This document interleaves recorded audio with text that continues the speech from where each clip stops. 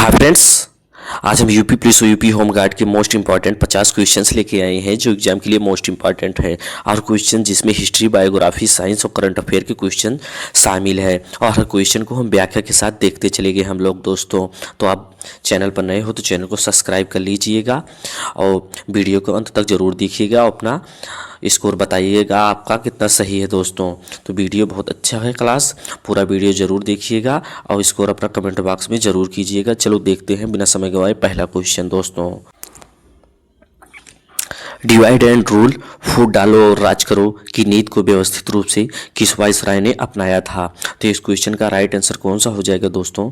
तो इस क्वेश्चन का राइट आंसर ऑप्शन ए सही हो जाएगा। लॉर्ड कर्जन जो थे डिवाइड एंड रूल, फूट डालो राज करो की नीति को व्यवस्थित रूप से वायसराय ने अपनाया था। तो इस क्वेश्चन का राइट आंसर ऑप्शन ए सही हो जाएगा। अच्छा, इस क्वेश्चन के बारे में देखते हैं। 1905 में बंगाल विभाजन के समय जो वायसराय था वो कर्जन था और बंगाल विभाजन 1905 में हुआ था। बंगाल विभाजन रद्द हुआ था 1911 में, तो ये भी गर्जन ही थे। 1904 में भारतीय विश्वविद्यालय अधिनियम पास हुआ था, किसमें? 1904 में। ये सब टॉपिक आप लोग ध्यान रखिएगा। विक्टोरिया मेमोरियल जो थी स्थापना हुई थी वो भी कर्जन के ही समय में हुई थी। विक्टोरिया मेमोरियल जो है कॉलेज की स्थापना हुई थी 1904 में।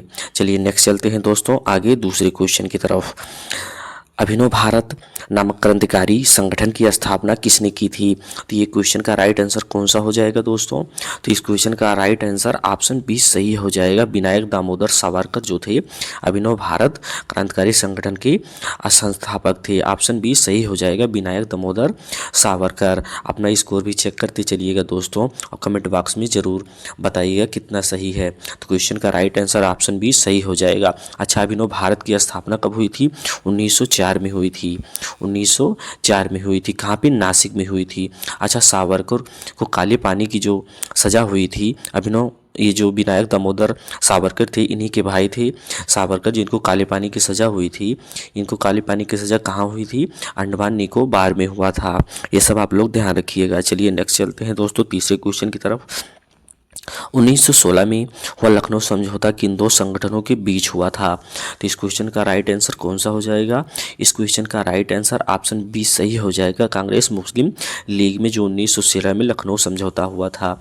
ऑप्शन बी सही जवाब हो जाएगा। अच्छा, लखनऊ समझौता की बात करें तो 1916 में हुआ था और लखनऊ समझौता के समय कांग्रेस के अध्यक्ष कौन थे?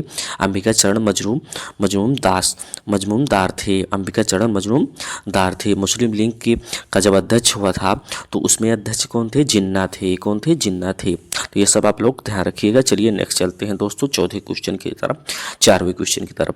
स्वराज मेरा जन्मसिद्ध अधिकार है और मैं इसे लेकर रहूँगा, यह नारा किसने दिया था? तो ये क्वेश्चन का राइट आंसर कौन सा हो जाएगा दोस्तों? इस क्वेश्चन का राइट आंसर ऑप्शन ए सही हो जाएगा। बाल गंगाधर तिलक ने स्वराज मेरा जन्मसिद्ध अधिकार है ये नारा दिया था। तो ऑप्शन ए सही जवाब हो जाएगा। अच्छा, वहीं बात करें बाल गंगाधर तिलक को लोकमान्य तिलक के नाम से भी जाना जाता है। इन्होंने केसरी नामक अखबार निकाला था और लोकमान्य तिलक का जन्म 1856 में हुआ था। ये सब आप लोग ध्यान रखिएगा। चलिए नेक्स्ट चलते हैं दोस्तों पांचवें क्वेश्चन की तरफ। होम रूल लीग की स्थापना भारत में 1916 में किन दो नेताओं ने की थी? तो इस क्वेश्चन का राइट आंसर कौन सा हो जाएगा दोस्तों? तो इस क्वेश्चन का राइट आंसर ऑप्शन ए सही हो जाएगा। तिलक और एनी बेसेंट ने होम रूल लीग की स्थापना की थी। कौन सा सन था? 1916 में। ऑप्शन ए सही जवाब हो जाएगा। अच्छा, वहीं होम लीग की स्थापना की बात करें तो पूना में हुआ था। एनी बेसेंट जो थी मद्रास से थी और कांग्रेस की अध्यक्ष जब बनी थी एनी बेसेंट, क्वेश्चन बनता है वो 1917 में एनी बेसेंट राष्ट्रीय कांग्रेस की अध्यक्षता की थी। चलिए नेक्स्ट चलते हैं दोस्तों छठवें की तरफ। गदर पार्टी की स्थापना 1913 में कहाँ हुई थी? तो इस क्वेश्चन का राइट आंसर कौन सा हो जाएगा दोस्तों? इस क्वेश्चन का राइट आंसर ऑप्शन सी सही हो जाएगा। Saint Francisco. ऑप्शन सी सही जवाब हो जाएगा। अच्छा, गदर पार्टी की बात करें तो गदर पार्टी की स्थापना 1915 में हुआ था। लाला हरदयाल ने किया था और संस्थापक जो थे लाला हरदयाल थे और भारत में क्रांति लाना इस पार्टी का मकसद था, गदर पार्टी की स्थापना का। चलिए नेक्स्ट चलते हैं दोस्तों सातवीं की तरफ। अल हिलाल समाचार पत्र किसने प्रारंभ किया था? तो इस क्वेश्चन का राइट आंसर ऑप्शन बी सही हो जाएगा। अबुल कलाम आज़ाद ने अल हिलाल समाचार पत्र आरंभ किया था। तो क्वेश्चन का राइट आंसर ऑप्शन बी सही हो जाएगा। अच्छा, 1912 में उर्दू भाषा में हुआ था। अल हिलाल समाचार पत्र का जो प्रारंभ था 1912 में हुआ था उर्दू भाषा में। अच्छा, वही 1914 में बंद कर दिया गया था समाचार को अंग्रेज़ों द्वारा। अच्छा, दूसरा अखबार भी निकाला था अबुल कलाम आज़ाद ने, उसका क्या नाम था? अल बलाग। अल बलाग था। तो ये सब आप लोग ध्यान रखिएगा, इंपॉर्टेंट हो जाता है एग्जाम के लिए। चलिए नेक्स्ट चलते हैं दोस्तों। कैप्टन मिशन योजना भारत में किस वर्ष आया? तो इस क्वेश्चन का राइट आंसर कौन सा हो जाएगा दोस्तों? तो इस क्वेश्चन का राइट आंसर ऑप्शन बी हो जाएगा। 1946 में कैबिनेट मिशन भारत आया था। ऑप्शन बी सही हो जाएगा। अच्छा, कैबिनेट मिशन में क्वेश्चन बनता है कितने सदस्य होते हैं? 3 सदस्य थे, जिनमें पहला नाम क्या था? पैथिक लॉरेंस था, दूसरा क्रिप्स का था और तीसरा अलेक्जेंडर का नाम था। ऑप्शन बी सही हो जाएगा इसका क्वेश्चन 1946। चलिए नेक्स्ट चलते हैं 9वें क्वेश्चन की तरफ। भारत छोड़ो आंदोलन के समय भारत का वायसराय कौन था? तो इस क्वेश्चन का राइट आंसर कौन सा हो जाएगा दोस्तों? इस क्वेश्चन का राइट आंसर ऑप्शन ए सही हो जाएगा। लॉर्ड लिथगो जो थे भारत छोड़ो आंदोलन के समय वायसराय थे। अच्छा, वहीं बात करें भारत छोड़ो आंदोलन का जो डेट था वो कौन सा था? 8 अगस्त 1942। 8 अगस्त 1942 में इसी में महात्मा गांधी ने नारा दिया था, करो या मरो का नारा दिया था। अच्छा, भारत छोड़ो आंदोलन का प्रस्ताव किसने रखा था? जवाहरलाल नेहरू ने रखा था। तो ये सब आप लोग ध्यान रखिएगा। नेक्स्ट चलते हैं दोस्तों। इंडिया एंटीपैथिक एक्ट और ब्रिटिश संसद में कब पारित किया गया था? तो इस क्वेश्चन का राइट आंसर ऑप्शन बी सही हो जाएगा। 18 जुलाई 1947 को। अच्छा, वहीं 15 अगस्त 1947 को भारत का पहला गवर्नर जनरल कौन थे? भारत की क्वेश्चन अच्छा बनता है, भारत के पहले गवर्नर जनरल कौन थे? Lord Mountbatten. अच्छा, वहीं अंतिम वायसराय जो थे वो भी लॉर्ड माउंटबेटन थे। तो ये लोग आप लोग ध्यान रखिएगा। चलिए नेक्स्ट चलते हैं दोस्तों। किस विटामिन या साइंस से क्वेश्चन आ गए, हिस्ट्री से क्वेश्चन खत्म हो गए, अब साइंस से क्वेश्चन चालू हो गए हैं दोस्तों। किस विटामिन में कोबाल्ट धातु पाई जाती है? तो इस क्वेश्चन का राइट आंसर ऑप्शन बी सही हो जाएगा। विटामिन B12 में जो है कोबाल्ट धातु पाया जाता है। अच्छा, विटामिन B12 की बात करें, रासायनिक नाम कौन सा है? साइनोकोबालामिन जो है विटामिन B12 का रासायनिक नाम है। अच्छा, इसकी कमी से कौन सा रोग होता है? एनीमिया रोग होता है। अंडा और मांस खाया जाता है इसकी कमी से। अच्छा, RBC बनने में सहायक करता है कौन? B12। ये सब आप लोग ध्यान रखिएगा। चलिए नेक्स्ट चलते हैं दोस्तों। मानव शरीर की सबसे बड़ी ग्रंथि कौन सी है? तो इस क्वेश्चन का राइट आंसर कौन सा हो जाएगा दोस्तों? Option A, B, C, D. तो इस क्वेश्चन का राइट आंसर ऑप्शन सी सही हो जाए। यकृत जो है मानव शरीर की सबसे बड़ी ग्रंथि है। अच्छा, वहीं क्वेश्चन बनेगा मानव शरीर की सबसे बड़ी अंतःस्रावी ग्रंथि कौन सी है? तो वो थायराइड है। कौन सी है? थायराइड है। अच्छा, यकृत की वजन की बात करें तो 1.5 किलोग्राम होता है। अच्छा, यकृत में पित्त बनता है कहाँ पे? यकृत में पित्त बनता है। ये सब आप लोग ध्यान रखिएगा। चलिए नेक्स्ट चलते हैं दोस्तों। ध्वनि की चाल सबसे अधिक किस माध्यम में होती है? तो इस क्वेश्चन का राइट आंसर ऑप्शन सी सही हो जाएगा, ठोस में। अच्छा, वही निर्वात में जो है ध्वनि नहीं चल पाती, निर्वात में ध्वनि नहीं चल पाती। अच्छा, ताप बढ़ाने पर ध्वनि की चाल भी बढ़ती है। ये सब आप लोग ध्यान रखिएगा, ताप बढ़ाने पर ध्वनि की चाल भी बढ़ती है। अच्छा, सोनार एक यंत्र है जो सोनार से क्या नापा जाता है? समुद्र की गहराई नापी जाती है। ये सब आप लोग ध्यान रखिएगा, सोनार से समुद्र की गहराई नापी जाती है। हमें जो याद आता रहता है क्वेश्चन के पढ़ाते समय, वो लोग हम एक्स्ट्रा जानकारी देते चलेंगे। इससे आपकी बेसिक जानकारी याद आता, नॉलेज बढ़ता रहेगा। चलिए नेक्स्ट चलते हैं दोस्तों 14वीं की तरफ। सबसे हल्की धातु कौन सी है? तो इस क्वेश्चन का राइट आंसर ऑप्शन बी सही हो जाएगा। लिथियम जो है सबसे हल्की धातु है। लिथियम सबसे हल्की धातु है। अच्छा, वही सबसे भारी बात करें, सबसे भारी धातु कौन सी है? तो ये ऑस्मियम है। कौन सी है? ऑस्मियम है। अच्छा, जो है ये लिथियम की बात करें, लिथियम क्षार समूह की धातु है।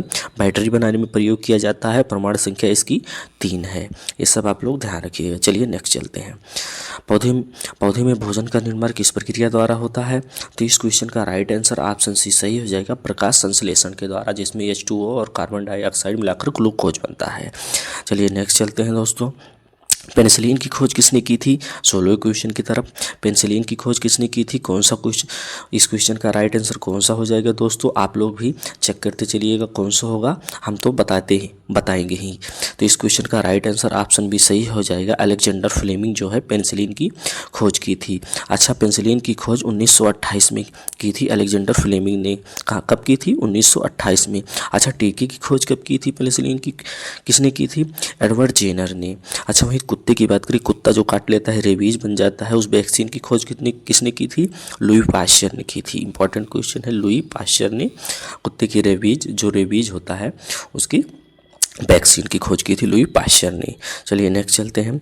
मानव शरीर की सबसे छोटी हड्डी कौन सी है? तो इस क्वेश्चन का राइट आंसर ऑप्शन ए सही हो जाएगा। स्टेपिस जो कान में पाया जाता है। का एसआई मात्रक क्या है?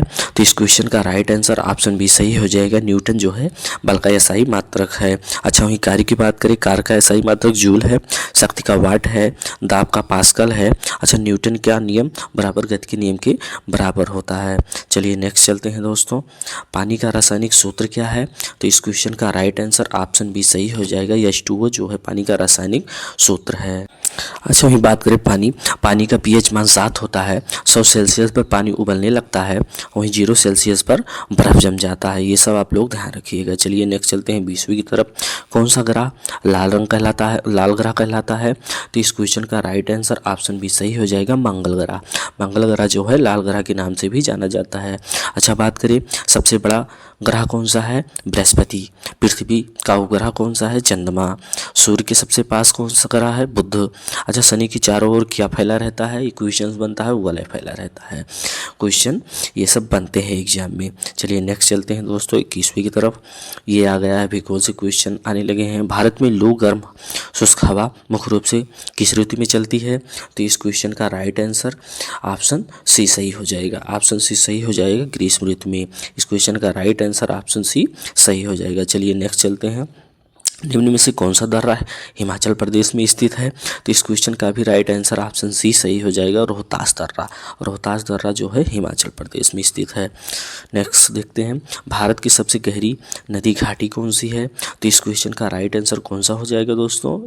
ऑप्शन बी सही हो जाएगा, सिंधु नदी जो है भारत जी की सबसे गहरी घाटी की नदी है सिंधु नदी। अच्छा, सिंधु नदी का उद्गम कहाँ से होता है? तिब्बत से होता है, और इसकी सिंधु नदी की लंबाई जो है 2880 किलोमीटर है। लद्दाख से भारत में प्रवेश करती है ये जो सिंधु नदी है, अरब सागर में जाके सिंधु नदी गिर जाती है वापस। इससे आप लोग ध्यान रखिएगा। नेक्स्ट चलते हैं, साइलेंट वैली राष्ट्रीय उद्यान किस शहर में स्थित है? तो इस क्वेश्चन का राइट आंसर ऑप्शन सी सही हो जाएगा, केरल में। कहाँ पे? केरल में स्थित है। चलिए नेक्स्ट चलते हैं दोस्तों। भारत में सबसे अधिक वर्षा किस स्थान पर होता है? तो इस क्वेश्चन का राइट आंसर ऑप्शन बी सही हो जाएगा, मासिन राम पर, जो चेरापूंजी में मेघालय में स्थित है। अच्छा दोस्तों, आप लोग कमेंट करके बताइएगा कि हम व्याख्या सहित पढ़ाएं या सिर्फ ऑप्शंस ही बताते आगे चलें। कमेंट बॉक्स में ज़रूर बताना, वैसे ही हम आगे वीडियो आपके लिए लाते रहेंगे। नेक्स्ट देखते हैं, दक्कन दर्रा किन दो द्वीपों के बीच में स्थित है? तो इस क्वेश्चन का राइट आंसर ऑप्शन बी सही हो जाएगा, दक्षिण अंडमान लिटिल अंडमान में दक्कन दर्रा स्थित है। नेक्स्ट चलते हैं दोस्तों 27वें की तरफ। एडमस ब्रिज किन दो देशों के बीच में स्थित है? तो इस क्वेश्चन का राइट आंसर ऑप्शन बी सही हो जाएगा, भारत और श्रीलंका के बीच में एडमस ब्रिज स्थित है। 28वां देखते हैं, भारत का रोर जो है किस क्षेत्र को कहा जाता है? तो इस क्वेश्चन का राइट आंसर ऑप्शन सी सही हो जाएगा, दामोदर घाटी को भारत का रोर कहा जाता है। ऑप्शन सी सही जवाब हो जाएगा, दामोदर घाटी। निम्न में से कौन सी नदी रिफ्ट घाटी से होकर बहती है? तो इस क्वेश्चन का राइट आंसर कौन सा हो जाएगा दोस्तों? रिफ्ट घाटी से होकर बहती है नर्मदा। ऑप्शन बी सही जवाब हो जाएगा, नर्मदा सही जवाब हो जाएगा। 30वीं की तरफ देखते हैं, लेटेराइट मिट्टी मुख्य रूप से भारत में किस क्षेत्रों में पाई जाती है? तो इस क्वेश्चन का राइट आंसर कौन सा हो जाएगा दोस्तों? गंगा के मैदान में, राजस्थान, पश्चिमी घाट या पंजाब के मैदान में? ये लोग आप लोग कमेंट बॉक्स में व्याख्या सहित कमेंट में ज़रूर बताइएगा दोस्तों। वीडियो कैसी लगी हो कमेंट में बताना, और वीडियो अंत तक देखने के लिए धन्यवाद। चैनल पर नए हो, हमारी कंटेंट अच्छा लगा हो तो हमारे चैनल को सब्सक्राइब जरूर कीजिएगा दोस्तों।